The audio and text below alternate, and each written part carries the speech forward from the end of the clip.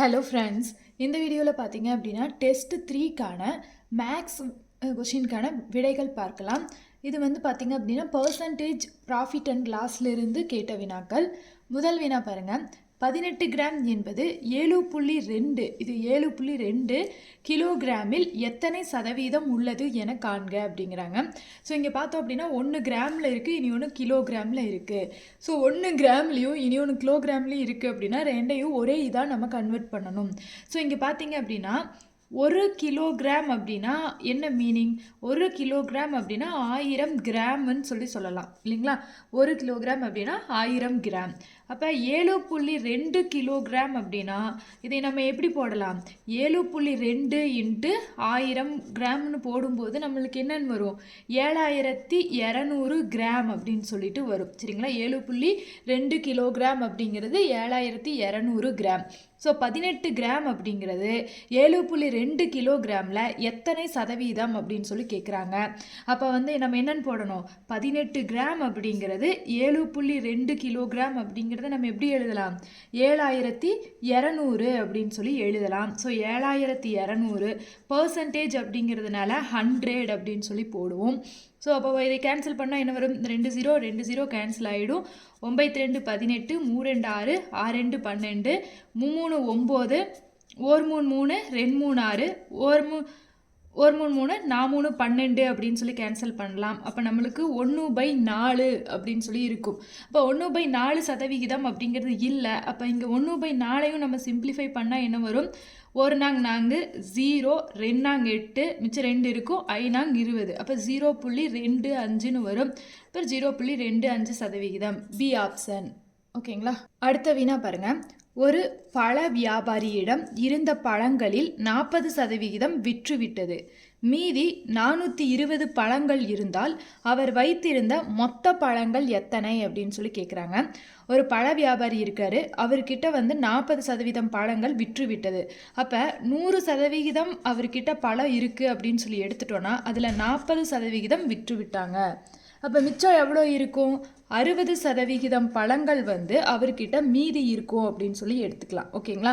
இப்போ பார்த்தோம் அப்படின்னா நம்மளுக்கு 60% பழங்கள் வந்து அவர்கிட்ட மிச்சம் இருக்கும். 40% விற்றுட்டாங்க அப்படின்னா அப்போ அந்த 60% தான் வந்து நம்மளுக்கு எக்ஸ் அப்படின்னு சொல்லி எடுத்துக்கலாம். அதுதான் வந்து மீதி இருக்க. ஸோ அதுதான் பார்த்தீங்க அப்படின்னா மீதி இருக்க 420 பழங்கள். ஸோ 60% ஆஃப் எக்ஸ் தான் வந்து நம்மளுக்கு 420. இப்போ 60% அப்படிங்கிறது நம்ம எப்படி எழுதலாம்? 60/100 இன்ட்டு எக்ஸ் ஈக்குவல் டு 420 அப்படின்னு சொல்லி எடுக்கலாம். அப்போ இங்கே எக்ஸ் ஈக்குவல் டு 420 இன்ட்டு இங்கே வகுத்தல் 100 இங்கே போகும்போது பெருக்கல் ஆகும். பெருக்கல் இருக்கிறது இங்கே வரும்போது வகுத்தல் நாரும். அப்போ இதை கேன்சல் பண்ணிங்கன்னா இந்த ஜீரோவும் கேன்சல் ஆகிடும். 1 6 6, 7 6 42. அப்போ மிச்சம் வந்து 7 இன்ட்டு 100ன்னு சொல்லி இருக்கும். இதை பெருக்கணும் அப்படின்னா நம்மளுக்கு 700ன்னு கிடைக்கும். அப்போ அவர் வைத்திருந்த மொத்த பழங்கள் எத்தனை? 700 பழங்கள் வச்சிருப்பாரு. அடுத்து 93வது வினா பாருங்க.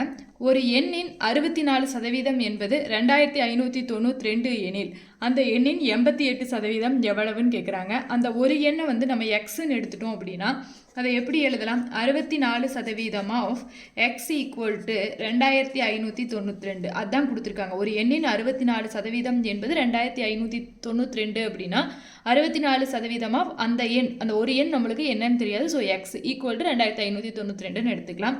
அப்போ 64% 64/100ன்னு எழுதலாம். ஆஃப்ங்கிறதுனால இன்ட்டு எக்ஸ் ஈக்குவல் டு 2592. அப்போ எக்ஸ் ஈக்குவல் டு 2592. இந்த வகுத்தல் 100 இங்கே போகும்போது பெருக்கல் ஆகும். டிவைடட் பை பெருக்கல் இங்கே வரும்போது வகுத்தல் ஆகும். அப்போ இதை கேன்சல் பண்ணோம் அப்படின்னா 1 நாங்க மிச்சம் 2, 6 நாங்க 24. இங்கே 6 நாங்க 24, அடுத்து நன்னாங்கு 16, மிச்சம் 3, 8 நாங்க 32 அப்படின்னு வரும். நன்னாங்கு 16 இங்கே கேன்சல் பண்ணோம் அப்படின்னா 1 நாங்க 6 நாங்க 24, 2 நாங்க 8. அடுத்து கேன்சல் பண்ணோம் 2 2 4, 8 2 16, 1 2 2ன்னு வரும். அடுத்து 1 2 2, I 2 10, 0. அப்போ இங்கே மிச்சம் இருக்கிறது நம்மளுக்கு எக்ஸ் ஈக்குவல் டு 81 பெருக்கல் 50ங்கிறது மிச்சம் இருக்குது. அப்போ இதை நம்ம பெருக்கணும் அப்படின்னா என்னென்னு வரும்?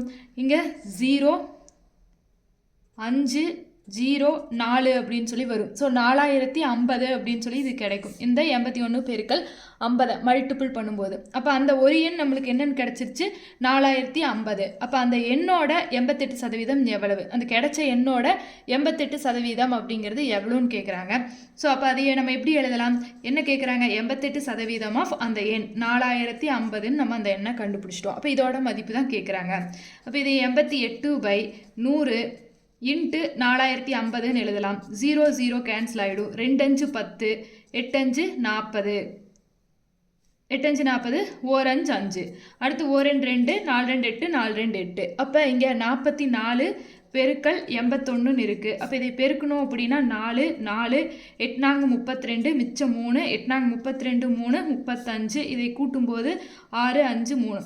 ஸோ 3564 அப்படின்னு சொல்லி வரும். அப்போ இதற்கான விடை என்ன, 3564, தேர்ட் ஆப்ஷன். இது வந்து டைரக்ட் மெத்தட்.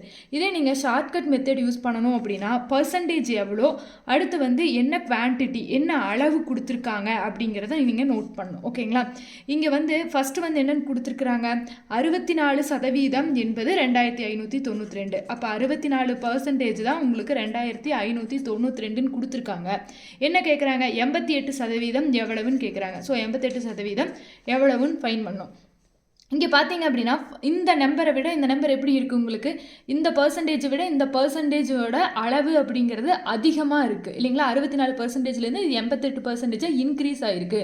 அப்போ இப்படி கேட்குறாங்க அப்படின்னா இது வந்து நேர்மாறல் அப்படின்னு சொல்லுவோம். ஓகேங்களா. இந்த மாதிரி இருந்தால் இதையே நேர்மாறல் அப்படின்னு சொல்லி சொல்லுவோம். ஸோ நேர்மாறல் அப்படின்னா என்ன பண்ணணும் அப்படின்னா இதை அப்படியே நம்ம தலைகீழாக எழுதணும். 64/88ன்னு எழுதாமல் 88/64ன்னு எழுதணும். சரிங்களா. 88/64 பெருக்கல் இங்கே இருக்க வேல்யூ 2592. அப்போ இதை நம்ம சால்வ் பண்ணணும் அப்படின்னா என்ன வரும், இங்கே இதை நம்ம சால்வ் பண்ணோம் அப்படின்னா இங்கே கேன்சல் பண்ணோம் இல்லையா, அதே மாதிரி தான் இங்கே ஃபுல்லாக கேன்சல் ஆகி இங்கே 2ன்னு இருக்கும்.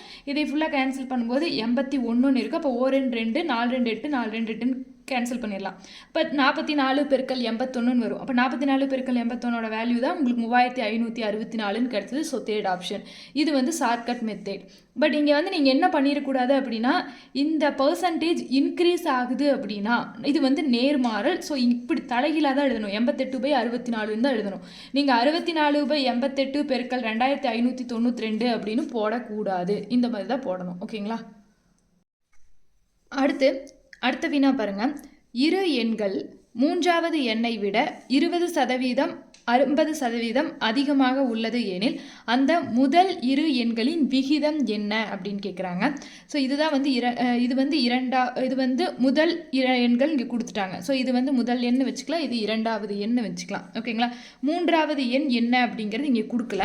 ஸோ தேர்ட் நம்பர் வந்து நம்ம என்னென்னு எடுத்துக்கலாம்னா மூன்றாவது எண் அப்படிங்கிறத நம்ம 100ன்னு எடுத்துக்கலாம். ஓகேங்களா. மூணாவது எண் அப்படிங்கிறத பர்சன்டேஜில் கொடுத்துருக்கறனால நம்ம 100 அப்படின்னு சொல்லி எடுத்துக்கலாம். அப்போ ஃபஸ்ட்டு நம்பர் என்னவாக இருக்கும், இங்கே என்ன கொடுத்துருக்காங்க, இரு எண்கள் மூன்றாவது எண்ணை விட, இந்த 2 எண்ணை எப்படி இருக்குது, அந்த மூணாவதாக இருக்க எண்ணை விட ஃபஸ்ட்டு வந்து 20% அதிகமாகவும் செகண்ட் இருக்கிற எண் 50% அதிகமாகவும் இருக்குது. அப்போ நம்ம தேர்ட் நம்பர் 100ன்னு எடுத்திருக்கோம். அப்போ 100 விட ஃபஸ்ட் நம்பர் அப்படிங்கிறது எப்படி இருக்கும், 20% அதிகமாக இருக்கும். ஸோ 20% அதிகமாக இருக்கும். அப்போ என்னவா இருக்கும், 120 இருக்கும். அதே செகண்ட் நம்பர் வந்து எப்படி இருக்கும், இந்த மூன்றாவது எண் விட 50% அதிகமாக இருக்கும். ஸோ 100 + 50ங்கும் போது உங்களுக்கு 150 இருக்கும். அப்போ அந்த முதல் இரு எண்களோட விகிதம் என்ன, முதல் இரு எண்கள்னால் இந்த 2 எண்கள் தான். அப்போ 120 அப்படிங்கிறது ஒரு எண், 150 அப்படிங்கிறது ஒரு எண்ணுன்னு எடுத்துக்கலாம். அப்போ இந்த மாதிரி விகிதம் அப்படின்னா இந்த மாதிரி தான் இருக்கும். அப்போ இப்படி இருக்கும்போது நம்ம டிவிஷனில் எழுதிக்கலாம். அப்போ கேன்சல் பண்ணோம் அப்படின்னா என்ன வரும், 0 0 கேன்சல் ஆகிடும். 4 3 12, 5 3 15. அப்போ இதை கேன்சல் பண்ணும்போது 4:5 அப்படின்னு சொல்லி வரும். அப்போ இதற்கான விடை 4:5. ஓகேங்களா. பாருங்கள், ஹரி என்பவர் 36 பந்துகளை ரூபாய் 108க்கு வாங்கினார். பின் அதனை 18 பந்துகள் வீதம் ரூபாய் 81க்கு விற்பனை செய்தால் அவர் அடையக்கூடிய லாப சதவீதம் என்ன அப்படின்னு கேட்குறாங்க. ஸோ ஹரிங்கிறவர் என்ன பண்ணுறாரு, 36 பந்துகளை 36 பால் இருக்குது, அந்த 36 பாலை 108 ரூபா அப்படின்னு சொல்லி வாங்குறாரு. சரிங்களா, வாங்கியிருக்கிறாரு. அடுத்து 18 பாலை, அதில் இருக்கிற 18 பால் பார்த்தோம் அப்படின்னா ரூபாய் 81 அப்படின்னு சொல்லி விற்பனை செஞ்சுட்டாரு. அப்போ அவருக்கு அடையக்கூடிய லாப சதவீதம் எவ்வளவுன்னு கேட்குறாங்க. அப்போ இந்த 16 பெருக்கல் 2ஓட மதிப்பு தான் நம்மளுக்கு 36 இல்லைங்களா. அப்போ இதே மாதிரி இன்னொரு மடங்கு வந்து அவருக்கு அமௌண்ட் அப்படிங்கிறது கிடச்சிருக்கும்.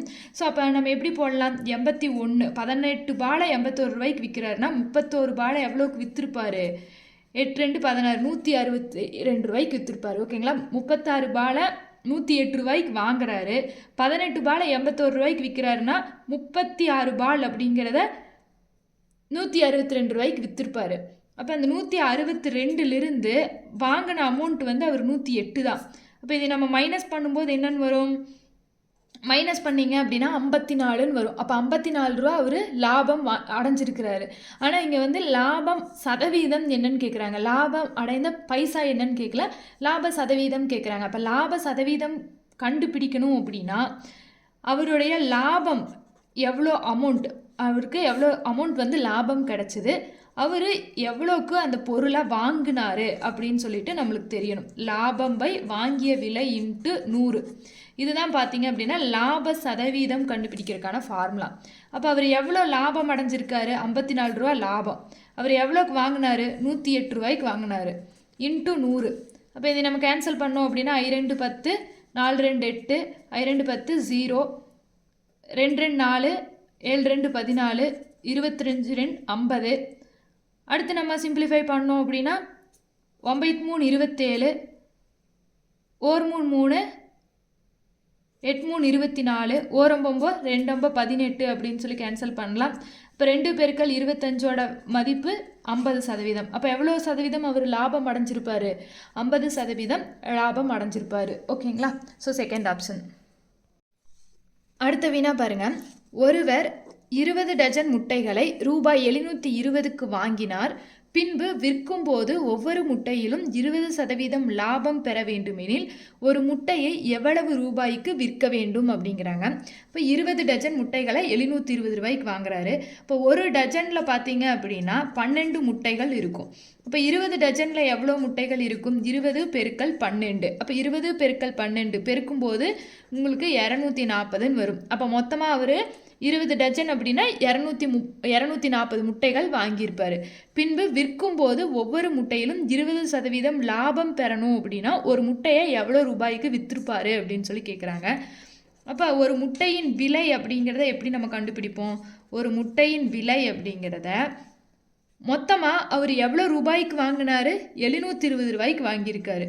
எத்தனை முட்டையை 720 ரூபாய்க்கு வாங்கியிருக்காரு, 240 முட்டையை. ஸோ 720 பை 240, 720 ரூபாய்க்கு 240 முட்டை வாங்கியிருக்காரு.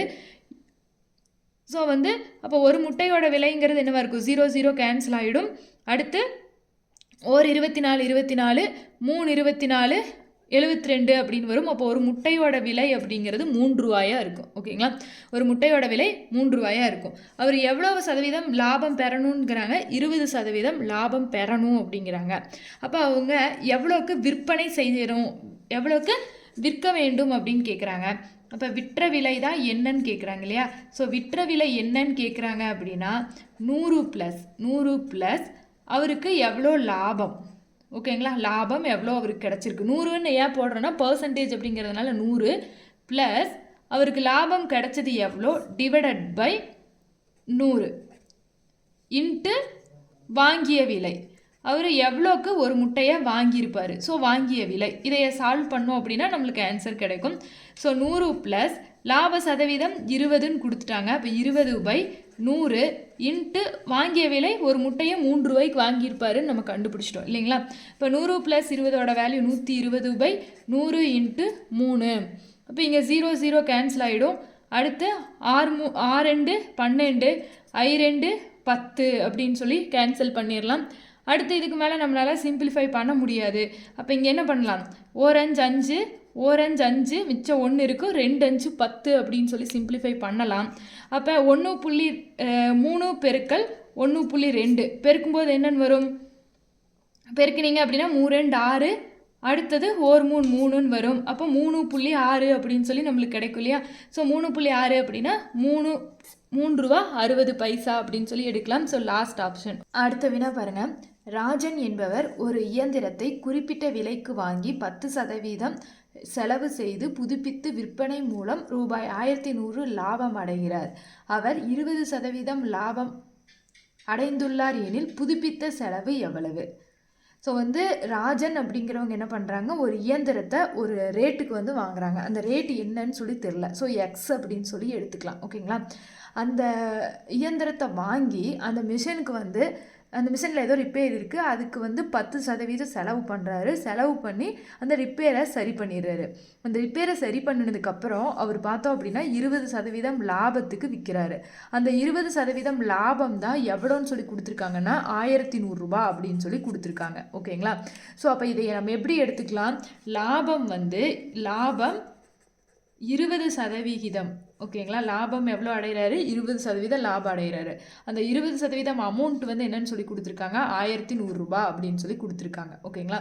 அப்போ 20%க்கு 1100 ரூபா ஒரு லாபம் அப்படின்னா அந்த அமௌண்ட்டில் 10% அப்படிங்கிறது என்னவா இருக்கும்? அந்த 1100ல் பாதியாக இருக்கும். அப்போ எவ்வளோ? 550 இருக்கும். ஓகேங்களா? குறித்த விலை. அப்போ இதோட குறித்த விலை எவ்வளோவா இருக்கும்? குறித்த விலை அப்படின்னா ஃபிக்ஸ்டு காஸ்ட் அப்படின்னு சொல்லி சொல்லுவோம். ஓகேங்களா? ஃபிக்ஸ்டு காஸ்ட் வந்து எவ்வளோவா இருக்கும்? 100% அப்படிங்கிறதுக்கு எவ்வளோவா இருக்கும்? 5500 இருக்கும் இல்லைங்க? அப்போ அடுத்தது பார்த்தீங்க அப்படின்னா குறித்த விலை அப்படின்னு சொல்லி இந்த ஃபிக்ஸ்டு காஸ்ட் அப்படிங்கிறது நம்ம எப்படி ஃபைன் பண்ணுவோம்? இந்த குறித்த விலை ஃபிக்ஸ்டு காஸ்ட் அப்படிங்கிறது நம்ம எப்படி ஃபைன் பண்ணுவோம் அப்படின்னு சொல்லி பார்த்தீங்கன்னா, நம்ம வாங்கின விலை எவ்வளவு, வாங்கிய விலை கூட நம்ம செலவு எவ்வளோ பண்ணோம் அப்படிங்கிறது. ஓகேங்களா? அப்போ இங்கே நம்ம இங்கே ஃபிக்ஸ்டு காஸ்ட் அப்படிங்கிறத நம்ம என்னென்னு கண்டுபிடிச்சிருக்கோம்? 5500. குறித்த விலை 5500ன்னு கண்டுபிடிச்சிட்டோம். வாங்கிய விலை அப்படிங்கிறது என்னவா இருக்கும்? மிஷின் இருக்குன்னா அந்த மிஷின் வந்து 100% அப்படின்னு சொல்லி எடுத்தால் அந்த 100%க்கு வாங்கி அது கூட 10% அவங்க என்ன பண்ணியிருக்காங்க? செலவு செஞ்சுருக்காங்க. அப்போ வாங்கினது வந்து 100%க்கு வாங்கியிருப்பாங்க, வாங்கி அதுக்கு 10% செலவு செய்கிறாங்க. அப்போ மொத்தமாக 110% இருக்கும் இல்லைங்களா? அப்போ இதை நம்ம சால்வ் பண்ணோம் அப்படின்னா எப்படி வரும்? 5500 இந்த 110 அப்படிங்கிறது இங்கே வரும்போது என்ன ஆகும்? டிவிஷன் ஆகும். ஸோ 110. அப்போ இதை நம்ம சால்வ் பண்ணோம் அப்படின்னா இந்த 0 கேன்சல் ஆகிடும். அடுத்து 1 11 11 5 11 5 11 55 அப்படின்னு வரும். 0 ஈக்குவல் டு நம்ம 1% அப்படின்னு சொல்லி எடுத்துக்கலாம். ஓகேங்களா? அப்போ 1% அப்படிங்கிறதுக்கு நம்மளுக்கு 50 ரூபா செலவாகும் அப்படின்னா 10%க்கு எவ்வளவு செலவாகும்? 1%க்கு 50 அப்படின்னா 10%க்கு 500 ரூபா அப்படிங்கிறது செலவாயிருக்கும். அப்போ இதுக்கான விடை என்ன அப்படின்னு பார்த்தீங்கன்னா செகண்ட் ஆப்ஷன். ஓகேங்களா? ஸோ அடுத்தது பாருங்கள். 50 பொருட்களின் விற்பனை விலையானது 40 பொருட்களின் வாங்கிய விலைக்கு சமம் எனில் லாப அல்லது நட்ட சதவீதம் என்ன அப்படின்னு கேட்குறாங்க. அப்போ இங்கே என்ன சொல்லியிருக்காங்க? 50 பொருட்களை நம்ம 50 பொருட்களோட விற்பனை விலையும் 40 பொருட்களோட வாங்கிய விலையும் சமம்னு சொல்லியிருக்காங்க இல்லைங்களா? 50 பொருட்களோட விற்பனை விலையும் 40 பொருட்களோட வாங்கிய விலையும் ஈக்குவல் சமமாக இருக்கும் அப்படிங்கிறாங்க. ஸோ இதை நம்ம எப்படி எடுக்கலாம்? ஒரு பொருளோட வாங்கிய விலை 10 ரூபா அப்படின்னு சொல்லி எடுத்தோன்னா அப்போ 40 பொருளுக்கு என்னவா இருக்கும்? 4 10 400 ரூபாயாக இருக்கும். ஓகேங்களா? அதே மாதிரி ஒரு பொருளோட விற்ற விலை அப்படிங்கிறது 8 ரூபான்னு எடுத்தோன்னா 50 பொருளுக்கு என்னவா இருக்கும்? 50 × 8 அப்படின்னு சொல்லி போடும்போது 8 40 400 ரூபாயாக இருக்கும் இல்லைங்களா? அப்போ ரெண்டும் எப்படி இருக்குது? வாங்கிய விலையும் விற்ற விலையும் ஈக்குவலாக இருக்குது இல்லைங்களா? அப்போ இந்த இடத்துல நட்டம் அப்படிங்கிறது எப்படி இருக்கும்? இந்த இடத்துல நட்டம் இருக்குமா லாபம் இருக்குமா? வாங்கின விலை 10 ரூபா, அதிலிருந்து விற்கிறது வந்து 8 ரூபா. அப்போ இங்கே நட்டம் தானே. இதே வாங்கினது 8 ரூபாயாக இருந்து விற்கிறது 10 ரூபாயாக இருந்தால் லாபம்னு எடுத்து போடுவோம். இங்கே வந்து நட்டம் தான் இருக்குது. அதனால நட்டம் எவ்வளோ? 2 ரூபா. அப்போ நட்ட சதவீதம் தான் நம்ம வந்து கண்டிப்பாக கண்டுபிடிக்கிற மாதிரி இருக்கும். ஏன்னா நட்டம் தான் இங்கே ஏற்பட்டுருக்கு. அதனால் நட்ட சதவீதம். இப்போ நட்ட சதவீதம் அப்படிங்கிறது எப்படி கண்டுபிடிப்போம்? இங்கே எவ்வளோ நட்டம் ஆச்சு டிவைடட் பை எவ்வளோக்கு நம்ம வாங்கினோம். ஸோ வாங்கினது வந்து 10 ரூபாய்க்கு வாங்கினோம், அதில் 2 ரூபா நம்மளுக்கு நட்டம். ஓகேங்களா? நட்டம் டிவைடட் பை வாங்கிய விலை பர்சன்டேஜ் அப்படிங்கிறனால இன்ட்டு 100. அப்போ இது கேன்சல் பண்ணால் 0 0 கேன்சல் ஆகிடும். அப்போ 2 10 20. அப்போ 20% நம்மளுக்கு என்ன ஆயிருக்கும்? நட்டமாயிருக்கும். So answer D. ஓகேங்களா? அடுத்த வினா பாருங்கள். ஒரு வானொலியின் குறித்த விலை ரூபாய் 480. கடைக்காரர் அப்பொருளின் மீது 10% தள்ளுபடி அளித்தும் அவர் 8% லாபம் பெறுகிறார். அவர் தள்ளுபடி அளிக்காமல் இருந்திருந்தால் அவருடைய லாபம் என்ன? ஸோ இங்கே என்ன கொடுக்குறாங்க? ஒரு வானொலியோட குறித்த விலை ஃபிக்ஸ்டு காஸ்ட் வந்து 480 ரூபா அப்படின்னு சொல்கிறாங்க. அந்த 480 ரூபா இருக்கிற அந்த பொருளுக்கு கடைக்காரர் வந்து 10% தள்ளுபடி கொடுக்குறாரு. அந்த 10% தள்ளுபடி கொடுத்துமே அவருக்கு வந்து பார்த்தோம் அப்படின்னா 8% ப்ராஃபிட் கிடைக்குது அப்படிங்கிறாங்க. அப்போ அவர் அந்த தள்ளுபடி கொடுக்காம இருந்தார் அப்படின்னா அவருக்கு எவ்வளோ லாபம் கிடைச்சிருக்கும் அப்படிங்கிறதா கொஸ்டின். ஓகேங்களா? ஸோ இப்போ நம்ம இதுக்கு அடக்க விலை அப்படின்னா காஸ்ட் ப்ரைஸ். ஓகேங்களா? அடக்க விலைனா காஸ்ட் ப்ரைஸ் எவ்வளோ அப்படின்னு சொல்லிட்டு கண்டுபிடிக்கணும். அப்போ காஸ்ட் ப்ரைஸ் எவ்வளோன்னு கண்டுபிடிக்கிறதுக்கு நம்மளுக்கு பர்சன்டேஜ் அப்படின்னாலே 100ன்னு தெரியும். அப்போ 100லிருந்து அவர் எவ்வளோ தள்ளுபடி செஞ்சுருக்காரு அப்படின்னு சொல்லி பார்க்கணும். 10% தள்ளுபடி செஞ்சுருக்காரு. அப்போ உங்களுக்கு என்னென்னு வரும்? 90ன்னு வரும். டிவைடட் பை அதே மாதிரி அதுக்கப்புறம் அவர் எவ்வளோ லாபம் பெறாரு அப்படின்னு பார்க்கணும். 8% லாபம் பெறாரு. அப்போ 100லிருந்து லாபம் எவ்வளோ அப்படின்னு சொல்லி ஆட் பண்ணணும். அப்போ 108. ஓகேங்களா? இன்ட்டு அதோட குறித்த விலை ஃபிக்ஸ்டு காஸ்ட் எவ்வளோ? 480 ரூபா. So into 480. ஓகேங்களா? இப்போ இதை சிம்பிளிஃபை பண்ணோம் அப்படின்னா என்னென்னு வரும்? 2 10 4 2 8 2 2 4 4 2 8 0 2 4 7 2 14 1 2 2 4 0. ஓகேங்களா? அடுத்து 9 3 27 4 3 12 0. அடுத்து 1 9 5 90ன்னு வரும். அப்போ 10 பெருக்கல் 40 அப்படின்னு சொல்லி போட்டோன்னா 10 பெருக்கல் 40 பெருக்கும்போது உங்களுக்கு 400 அப்படின்னு சொல்லி கிடைக்கும் இல்லைங்களா? இப்போ லாபம் அவருக்கு என்னவா இருக்கும்? லாபம் அப்படிங்கிறது ஃபிக்ஸ்டு காஸ்ட் வந்து 480 ரூபா. அதிலிருந்து காஸ்ட் ப்ரைஸ் 400 ரூபாயை மைனஸ் பண்ணோம் அப்படின்னா நம்மளுக்கு 80 ரூபா வந்து லாபம் கிடச்சிருக்கும். ஓகேங்களா? அப்போ லாப சதவீதம் அப்படிங்கிறது என்னவா இருக்கும்? லாபம் 80 ரூபா அப்படின்னா லாப சதவீதம் அப்படிங்கிறது 80 அந்த 80 காஸ்ட் ப்ரைஸ் 400 இன்ட்டு சதவீதம் அப்படிங்கிறனால 100. அப்போ 2 0 கேன்சல் ஆகிடும். 1 4 2 8 0. அப்போ லாப சதவீதம் அப்படிங்கிறது 20% இருக்கும். அப்போ இதற்கான விடை 20%. அடுத்து லாஸ்ட் கொஸ்டின் பாருங்கள். கொஞ்சம் லென்த்தியாக தான் போகும். கோவலன் 4 குதிரைகள் மற்றும் 9 பசுக்களை ரூபாய் 13,400க்கு வாங்கினார். குதிரைகளை 10% லாபத்திற்கும் பசுக்களை 20% லாபத்திற்கும் விற்பனை செய்தார். இதன் மூலம் அவருக்கு 1880 லாபம் கிடைத்தது எனில் குதிரையின் விலை என்ன அப்படின்னு கேட்குறாங்க. அப்போ இங்கே நம்மளுக்கு குதிரை ஒன்று கொடுத்துருக்காங்க, பசு ஒன்று கொடுத்துருக்காங்க. ஸோ குதிரையை நம்ம எக்ஸ்ன்னு எடுத்துக்கலாம், பசுவை ஒய் அப்படின்னு சொல்லி எடுத்துக்கலாம். ஓகேங்களா? அப்போ 4 குதிரையும் 9 பசுவையும் 13,400 ரூபாய்க்கு வாங்குறாரு. இப்போ குதிரையை நம்ம எக்ஸ்ன்னு எடுத்திருக்கோம். ஸோ 4x ப்ளஸ் பசுவை ஒய்ன்னு எடுத்திருக்கோம். ஸோ 9y ஈக்குவல் டு ரெண்டையும் சேர்த்து 13,400 ரூபாய்க்கு வாங்குறாரு. அப்போ இதை நம்ம ஒரு ஈக்குவேஷனாக நம்ம எடுத்து வச்சுக்கலாம். ஓகேங்களா? அடுத்தது குதிரையோட லாபம் கொடுத்துருக்காங்க, அதே மாதிரி பசுவோட லாபம் கொடுத்துருக்காங்க.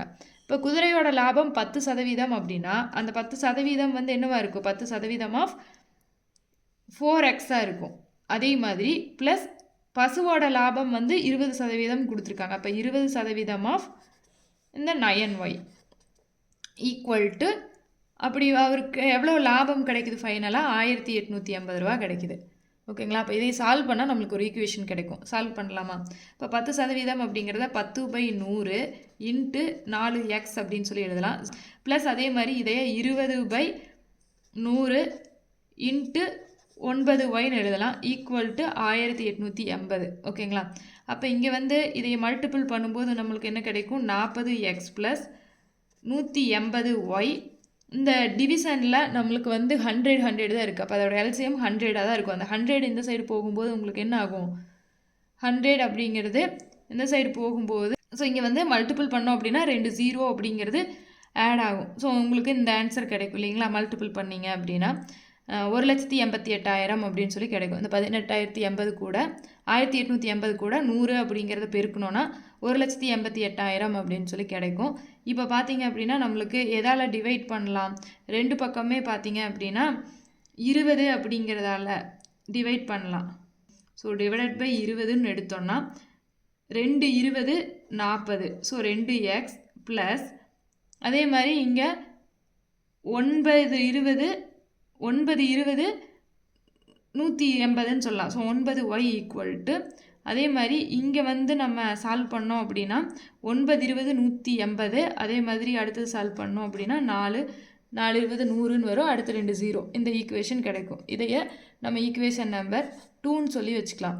இப்போ இந்த ஃபஸ்ட்டு ஈக்குவேஷன்லேருந்து செகண்ட் ஈக்குவேஷனை மைனஸ் பண்ணோம் அப்படின்னா நம்மளுக்கு என்ன கிடைக்கும்?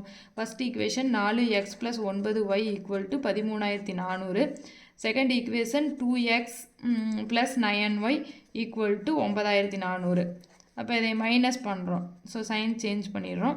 இப்போ பார்த்தீங்கன்னா y அப்படிங்கிறது கேன்சல் ஆகிடும். ப்ளஸ்ஸு மைனஸ்ன்னு இருக்கிறதுனால 4xலேருந்து 2xை மைனஸ் பண்ணால் 2x ஈக்குவல் டு இங்கே வந்து 0 0 0 13ல் 9 போயிடுச்சு அப்படின்னா 4000 அப்படின்னு கிடைக்கும். அப்போ எக்ஸோட மதிப்பு 4000/2 அப்படின்னு கேன்சல் பண்ணோம் அப்படின்னா 2000 அப்படின்னு சொல்லி கிடைக்கும். அப்போ எக்ஸோட வேல்யூ வந்து என்ன? 2000. அப்போ நம்மளுக்கு என்ன கேட்டிருக்காங்க? குதிரையோட விலை என்ன அப்படின்னு தான் கேட்டிருக்காங்க. அப்போ குதிரையை தான் நம்ம என்னென்னு எடுத்திருக்கோம்? எக்ஸ் அப்படின்னு சொல்லி எடுத்திருக்கோம். அப்போ குதிரையோட விலை என்னவாக இருக்கும்? 2000 ரூபாயாக இருக்கும். ஸோ வந்து செகண்ட் ஆப்ஷன். இதுவே வந்து பசுவோட விலை என்ன அப்படின்னு சொல்லி கேட்டாங்கன்னா இந்த குதிரையோட விலையை ஏதாவது ஒரு ஈக்குவேஷனில் அப்ளை பண்ணோம் அப்படின்னா பசுவோட விலை அப்படிங்கிறது கிடச்சிரும். ஓகேங்களா? ஸோ இந்த வீடியோ உங்களுக்கு யூஸ்ஃபுல்லாக இருக்கும் அப்படின்னு சொல்லி நினைக்கிறேன். யூஸ்ஃபுல்லாக இருந்துச்சு அப்படின்னா நம்ம சேனலை சப்ஸ்கிரைப் பண்ணிக்கோங்க. தேங்க்யூ.